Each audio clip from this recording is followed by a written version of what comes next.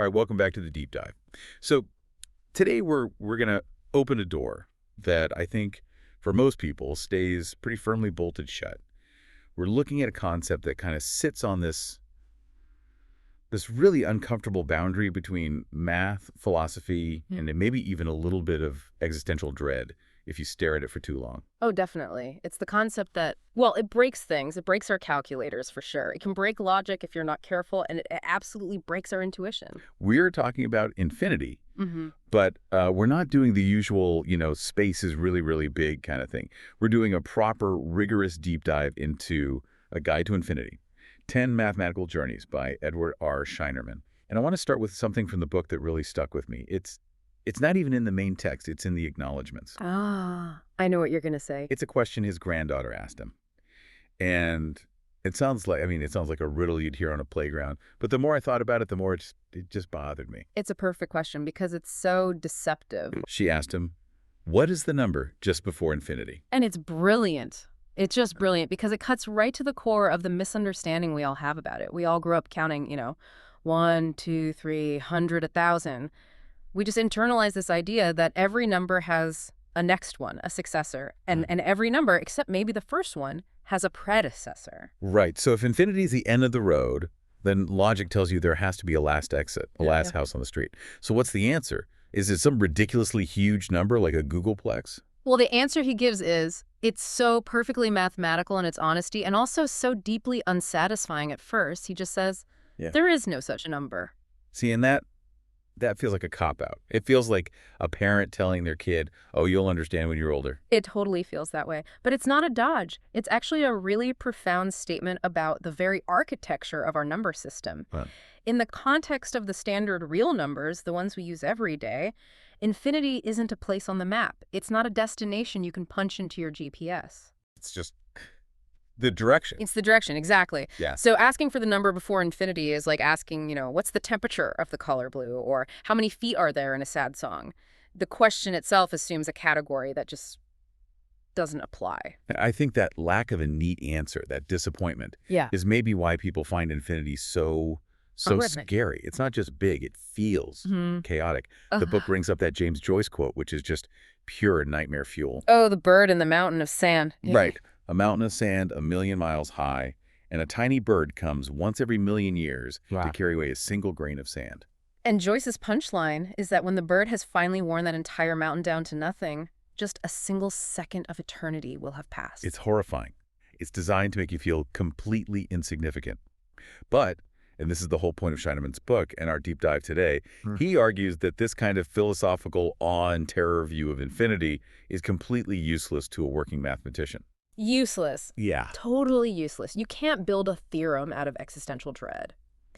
His whole mission in the book is to drag infinity down from that terrifying mystical mountain and put it in a toolbox, to turn it into a wrench, a screwdriver, a concrete, manipulatable concept. And what really surprised me was that it's not just one tool. We talk about infinity like it's this one single thing, the big one. But the book's central argument is that there are different flavors of infinity. Exactly. I mean, you wouldn't use a sledgehammer to fix a watch, right? It's the same in math. You don't use the same concept of infinity for every single problem. You need different definitions for different contexts. So that's our mission today. Yeah. We're going through that toolbox. We're going to start with what he calls real infinity, which is where we try and mostly fail to do normal algebra with the infinity symbol.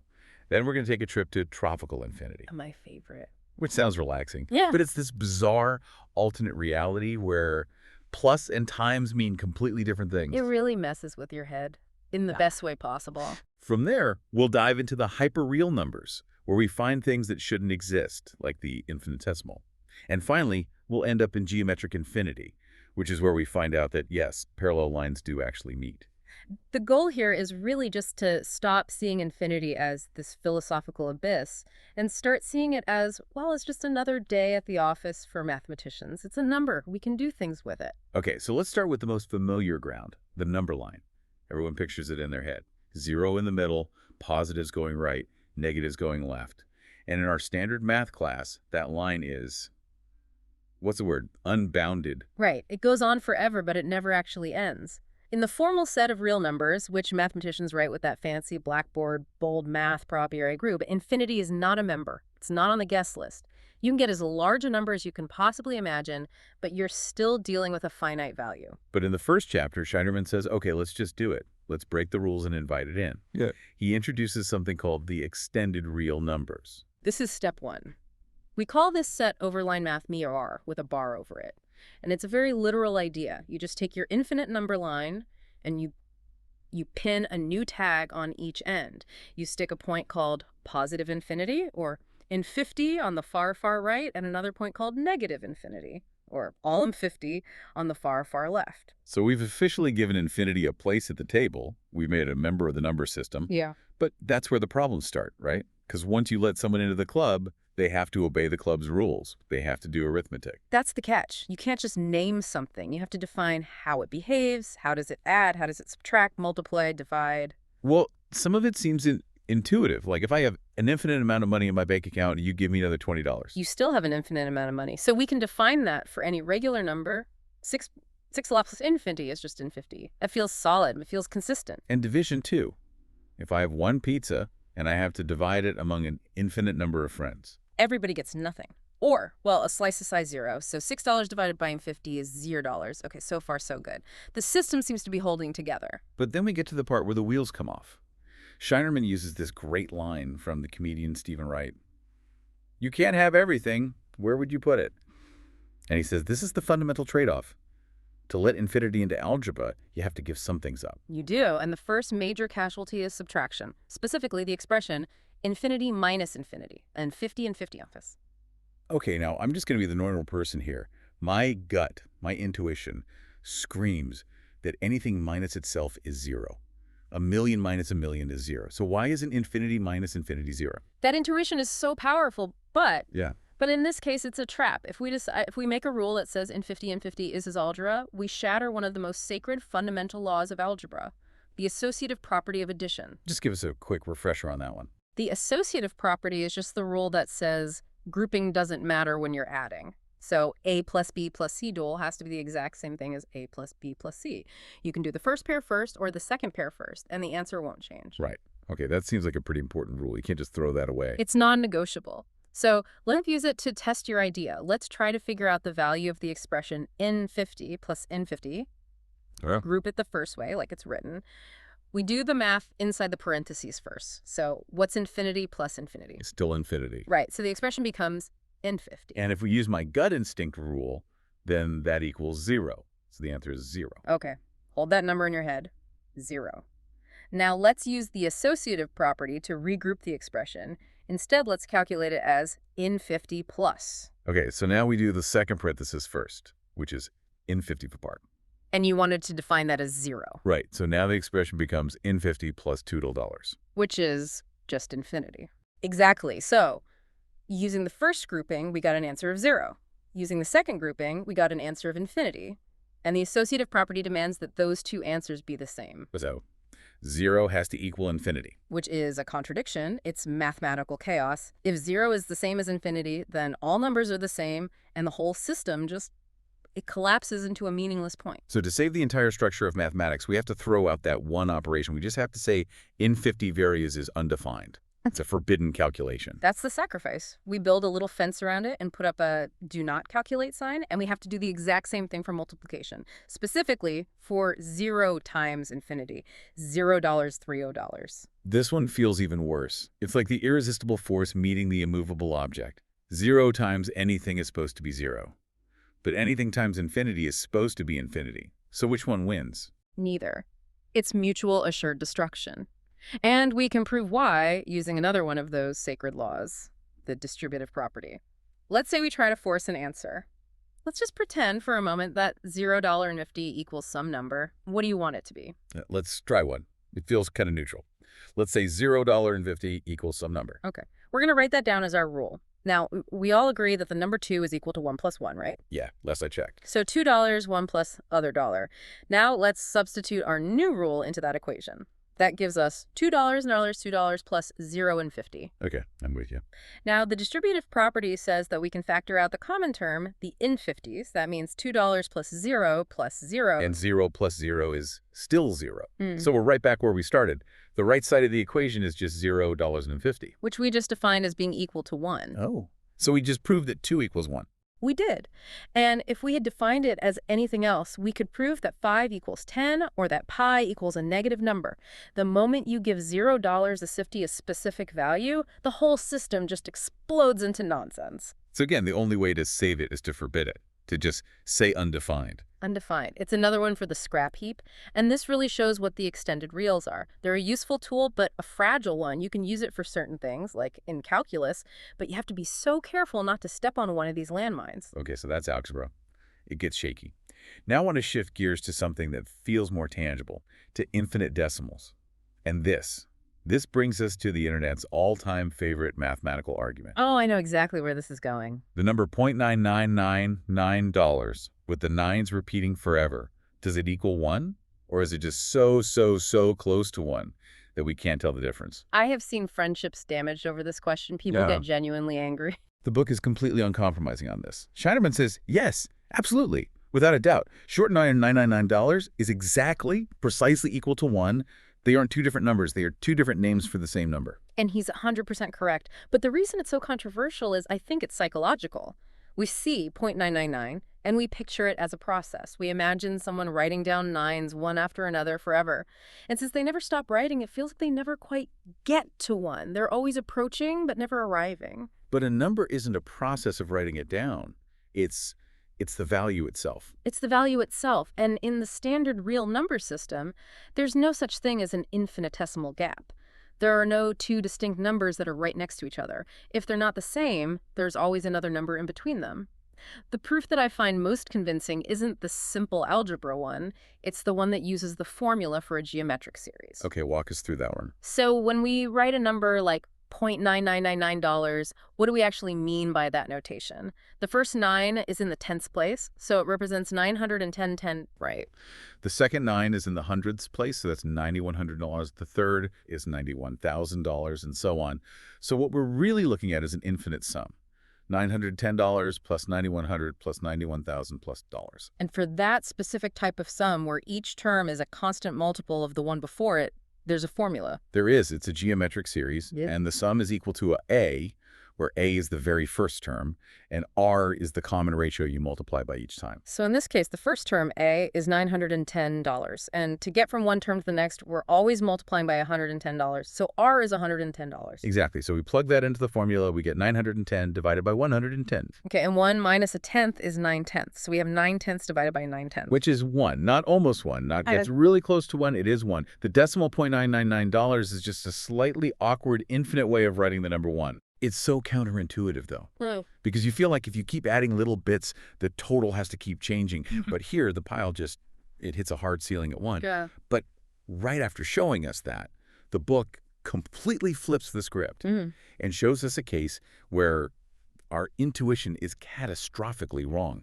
The harmonic series. Ah, yes. The harmonic series is a beautiful, terrible monster. It looks so innocent. It's just the sum of all the simple unit fractions. Right. $1 plus 12 plus 13 plus 14 plus $15. And you just keep going. And we're adding smaller and smaller pieces each time. I mean, 1/millionth is tiny, 1/billionth is practically nothing. Right. So my brain screams at me, look, if you're just adding these microscopic dust motes to a pile, eventually the pile has to stop growing in any meaningful way. It has to converge. It must hit a ceiling.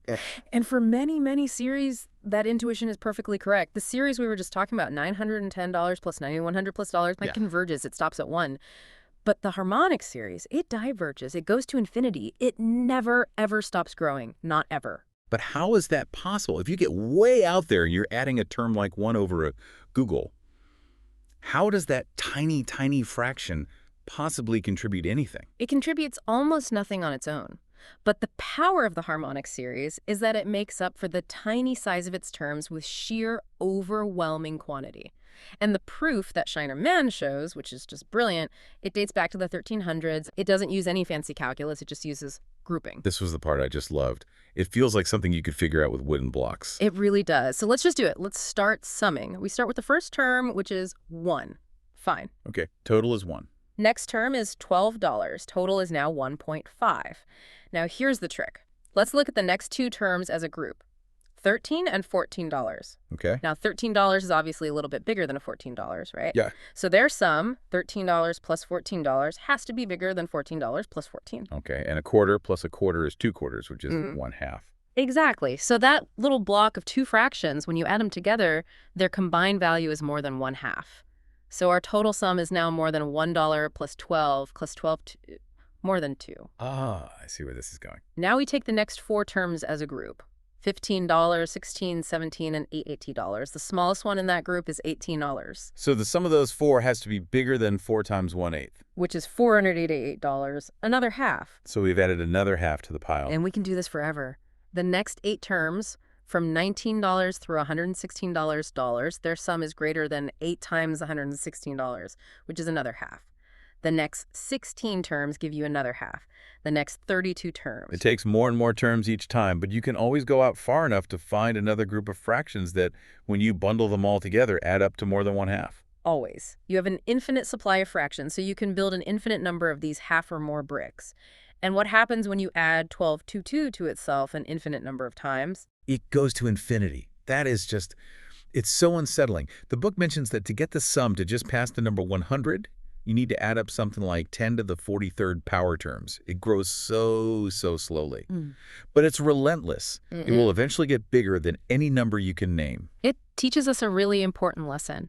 For a series to converge, it's not enough for the terms you're adding to get smaller and smaller and approach zero. They have to approach zero fast enough. The harmonic series they get small too slowly. It lingers. All right, we have successfully broken algebra and our own intuition. I think it's time we leave the normal world behind entirely. Let's go on the Vacation Scheinerman books for us, to the tropics. Tropical arithmetic. This is where things get really strange. First, the name, tropical. Is that because the math is, I don't know, warm and relaxing? It's actually a really nice story. It was named in honor of a pioneering Brazilian computer scientist named Imre Simon.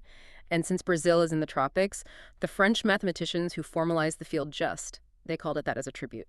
I love that. Okay, so in this tropical world, we're not just tacking infinity onto the number line.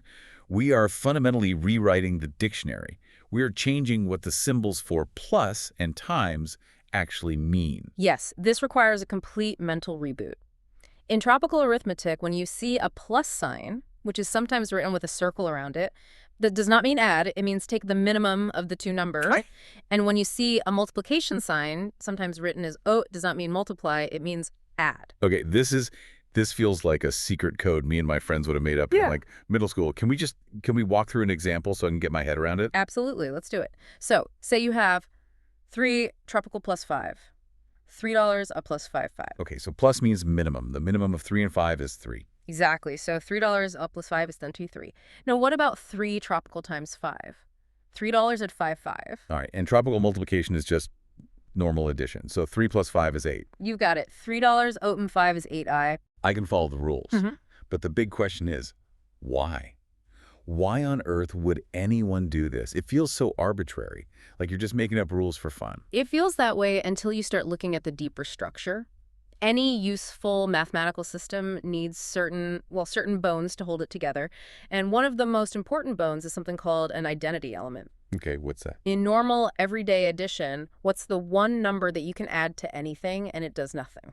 0. 7 plus 0 is still 7. Right. 0 is the additive identity. It's the neutral number for addition. Now, let's look at tropical addition. The operation is take the minimum. So we need to find a number. Let's call it Z. So that for any number $6 you pick, the minimum of $6 is just $6. So min 5, V has to be 5. And min 100, Z has to be min equal 100. Right. So for Z not to be the minimum, what has to be true about it? It has to be bigger than every other number. Right. It has to be bigger than 5 and bigger than negative 100 and bigger than a billion. So what number is bigger than every other number? Infinity. Bingo. In the world of tropical arithmetic, the number infinity plays the exact same role that the number 0 plays in our world. It's the additive identity. Non V equals to 2008. That is just wild. Infinity isn't the end of the line in this system. It's effectively the starting point, the neutral ground. But the book says this isn't just a brain teaser. This bizarre system has real, practical applications, especially in geometry. This is the payoff. This is the so what. In our standard math, when you have a polynomial equation like Nagel by 1802, it makes a curve, a parabola, a nice smooth U shape. Right. But in tropical math, because the underlying operations are minimum and addition, everything becomes straight, everything becomes linear. Tropical curves aren't actually curvy, they're made of straight line segments connected at corners. The book had a diagram of a tropical parabola, and instead of a U, it looked like a V. Exactly. It's what we call piecewise linear. And this is incredibly powerful. It simplifies things enormously. For example, there's a very famous, very important result in algebraic geometry called Bezout's theorem. What does that theorem usually do? In the standard world, it predicts how many times two curves will intersect. It says that if you have one curve of degree m and another of degree n, they will cross each other exactly moneller times number times, if you count correctly. So two parabolas, which are both degree 2, will intersect at $2 times 2 equal 4 points. And I imagine that for really complicated, high-degree squiggly curves, finding the exact coordinates of all those intersection points would be a total nightmare to calculate. It can be computationally brutal, but here's the miracle, and the reason tropical geometry is so useful. Bezout's theorem still works perfectly in the tropics. What? If you take your two complicated curvy shapes and tropicalize them into these V-shaped stick figures, those stick figures will intersect in the exact same number of places. But finding where two straight lines cross, that's trivial. That's high school algebra. So you can take a really hard problem from the normal curvy world, translate it into this weird, simple stick figure world, solve it easily there, and then trust that the answer is valid back in the original world. That is precisely what mathematicians and computer scientists do. It's like a mathematical Rosetta Stone. And it's all made possible because we were willing to redefine our operations and let infinity play the role of zero. It's an incredible application. It's like a compression algorithm for hard math problems. That's amazing. Okay, so we've seen the infinitely big acting as a zero. Now let's go to the complete opposite end of the spectrum, the infinitely small. This brings us to the hyperreal numbers. Right, and this is where we basically decide to break the rule we were so firm about earlier. Remember when we said there are no gaps on the number line? That there's no number just before 1? Yeah, we were very clear on that. 2999 is 1. End of story. Well, the hyperreals are born from the question, but what if there were? Let's just create a new number. Let's call it zeal dollars, or sometimes the Greek letter epsilon dollars, and we're going to define it with just two simple rules. Okay. Rule 1, it's a positive number, so sig dollars dollar. Rule 2, it is smaller than any positive real number you can possibly name. So it's smaller than 0.1, smaller than 1/trillionth, smaller than 1 over a googolplex. Infinitely smaller. It's the ghost of a positive number. It's an infinitesimal. And the moment you allow this one little ghost into the system, you have to allow its entire family in too, because if Searler's is a number, you have to be able to do algebra with it. So you can have Zarl's plus S, which would be 2 Bilals, or D psi S, which is $20. Exactly. And Sarli would be an infinitesimal that is infinitely smaller than the original infinitesimal. And if it exists, you must be able to divide by it.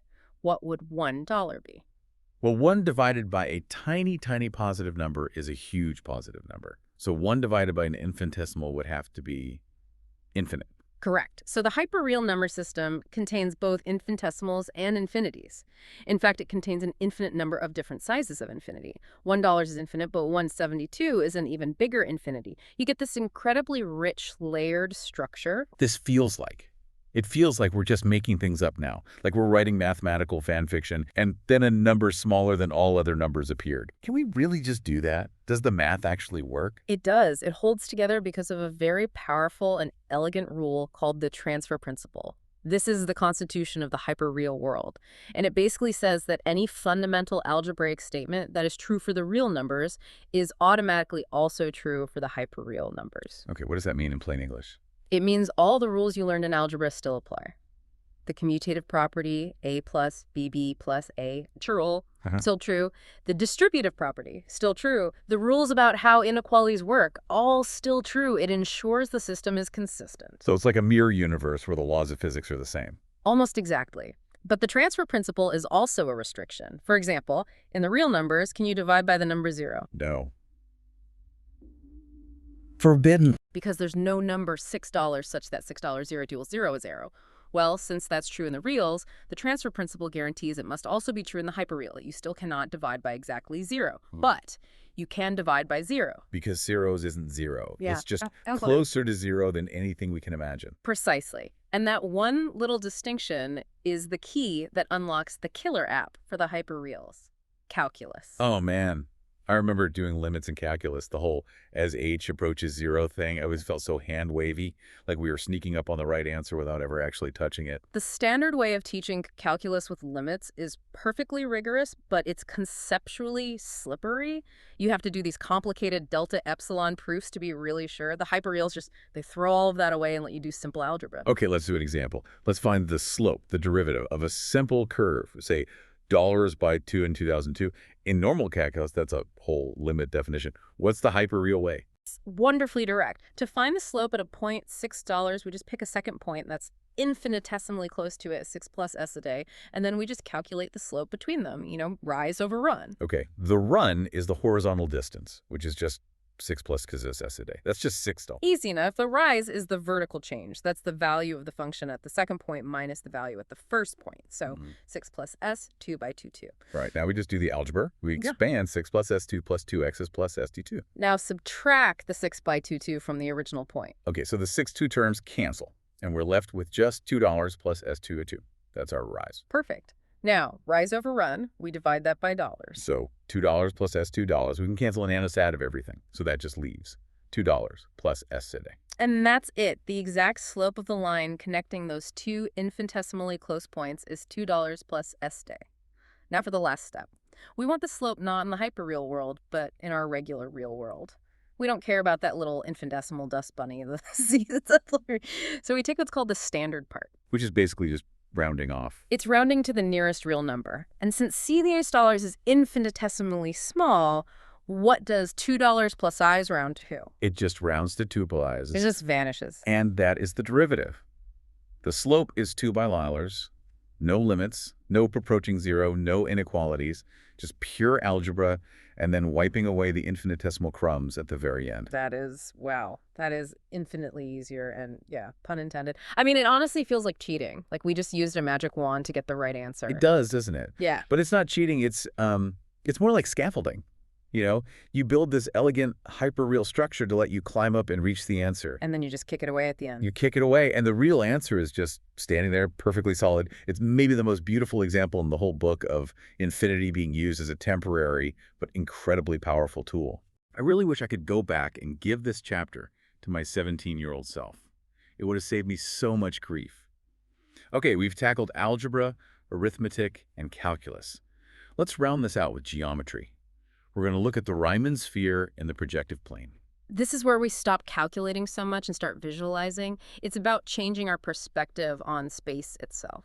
Let's start with the Riemann sphere. This is all about the complex numbers, the numbers that involve $i, the square root of -1, and we usually picture those numbers as points on a flat two-dimensional plane, right? Like a sheet of graph paper. Exactly, the complex plane. And that plane, like the real number line, is unbounded. It goes on forever in every direction.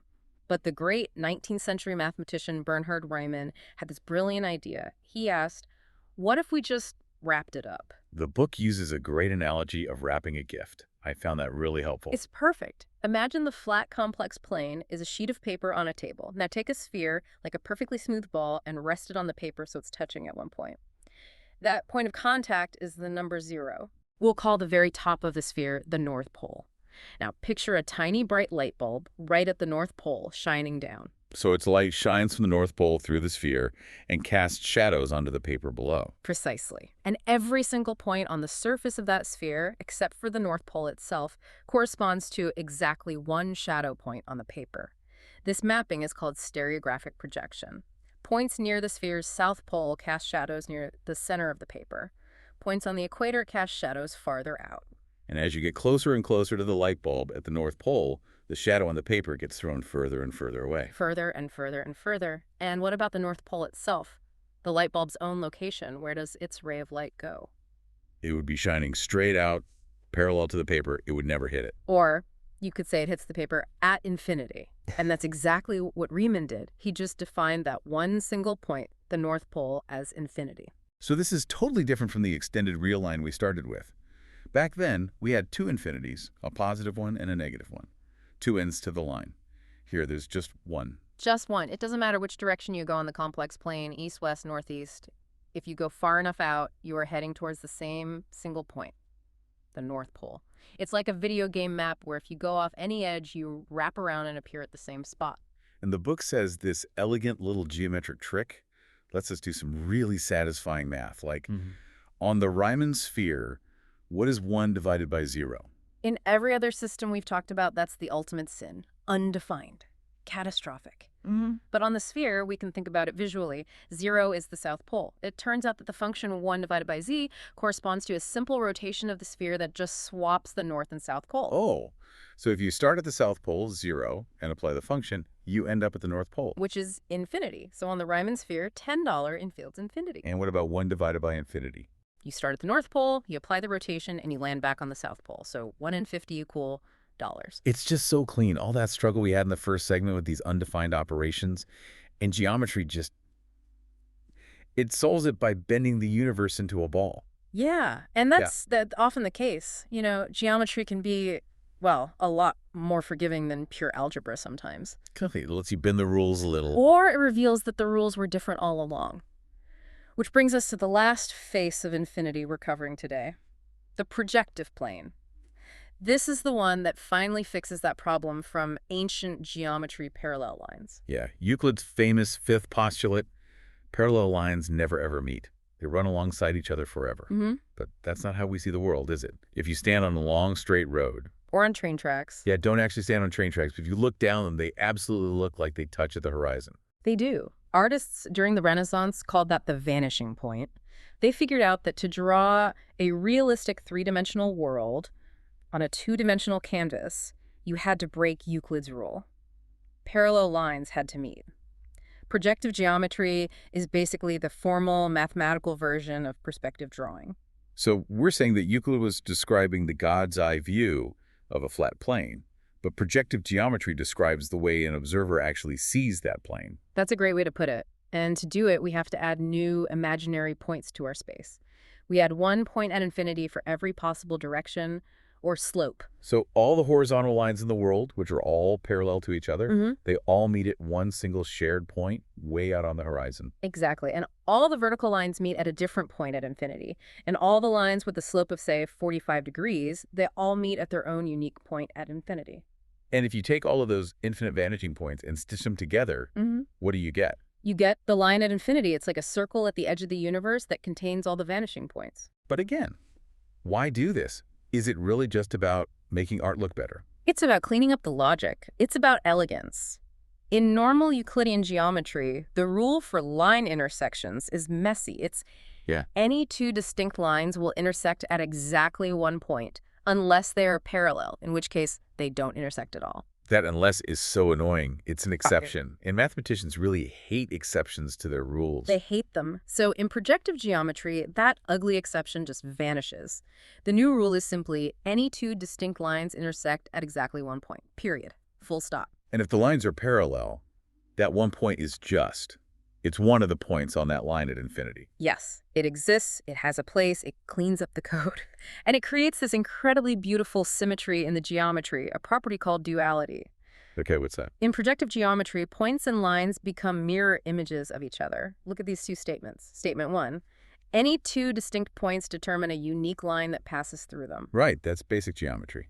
Now, statement 2, any two distinct lines determine a unique point where they intersect. And because of the line at infinity, that second statement is now always true, even for parallel lines. It's a perfect symmetry. And this allows for incredibly elegant proofs of theorems that are messy in Euclidean space. The book mentions Desargues' theorem as an example of something that just becomes effortless once you stop treating parallel lines as a weird special case. The book also explains how we can write all this down using coordinates, and this was the last big aha moment for me. It's called homogeneous coordinates. Instead of writing a point as just treat, we write it as a triplet, x, y, z. It's such a clever trick. The idea is to imagine our normal 2D plane is just floating in 3D space at a height of $c. So the point we used to call $3, $5 is now written as $5. That one at the end just kind of says, yep, this is a regular finite point on the plane. Okay, so that's a normal point. How do you write down a point at infinity? Well, Think about a line going from the origin in 3D space out to that point. As the point gets further and further away, that line gets flatter and flatter, more parallel to the floor. And as it gets flatter, its z-coordinate gets closer and closer to 0. So a point that's infinitely far away is just Yeah, a point whose z-coordinate has become 0. that's all it is. A point at infinity is just any coordinate triplet where the last number is 0, like $4, and that represents the vanishing point for all lines with a slope of 14. That's amazing. It just completely demystifies it. Infinity isn't some mystical concept anymore. It's just a 0 in the third column of your spreadsheet. It turns the philosophical into the mechanical. That's the real power of a good coordinate system. We have covered so much ground today. We went from the simple number line to the tropical islands. We zoomed into the microscopic world of infinitesimals and then wrapped the entire universe up into a sphere. And I think the biggest insight for me is just that Scheinerman's thesis is correct. Infinity isn't one thing that's out there for us to find. It's a choice we make. That is the absolute key. The right question isn't what is infinity, it's which infinity do I need for this job? Do you want to count the number of items in a set? You need Cantor's cardinal numbers, a whole topic we didn't even get to. Right. Do you need to solve a calculus problem elegantly, grab the hyperreals? Do you need to understand perspective and geometry? You need the projective plane. It's a toolbox. And the real art is knowing which tool to pull out. Now, before we wrap up, we have to leave you with the provocative thought from the book, the one that it just kind of drops on your lap at the end of a chapter and walks away. This is a great one because it smashes two of our topics together. We talked about the extended real numbers, where we added NFT and NFT 10 and 50 to the number line. And we talked about the complex numbers, where we add the imaginary unit in ETILI. So the question is, what happens when you put them together? What if you try to define extended complex numbers? Yeah, what does a number like 0 belows plus an ifty even mean? Or a number like 19 ifty plus 5 allos? Is it possible to build a consistent working system of algebra with numbers like these? Can you do math with them? What should $3 plus and 50 plus $2 plus 5 Aki? What about their product or their quotient? Do you run into the same problems we did at the beginning, like $0 crit DI? It's a real mathematical frontier. We saw that you can't have everything. So if you try to build the system, what algebraic rules do you have to sacrifice to make it work? Do you lose associativity again? Or is there some clever geometric trick like the Riemann sphere that can make it all fit together perfectly? And we're not going to give you the answer That's here. We want you to just sit with that for a bit. hope so. That friction, Yeah. the discomfort of not knowing. It's kind of fascinating. It is. So thank you for joining us on this tour of the infinite. Hopefully the next time you see that little sideways figure 8 symbol, it looks a little less like a terrifying abyss and a little more like a very specific and very useful wrench. Just always remember, the number just before infinity may not exist, but the journey to figure out why. That's where all the interesting math happens. That's exactly right. Thanks for listening to The Deep Dive. We'll see you next time.